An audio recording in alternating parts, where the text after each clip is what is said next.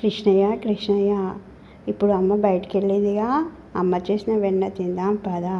వెన్న? ఓ, వెన్న అంటే నాకు బోల్డంత ఇష్టం.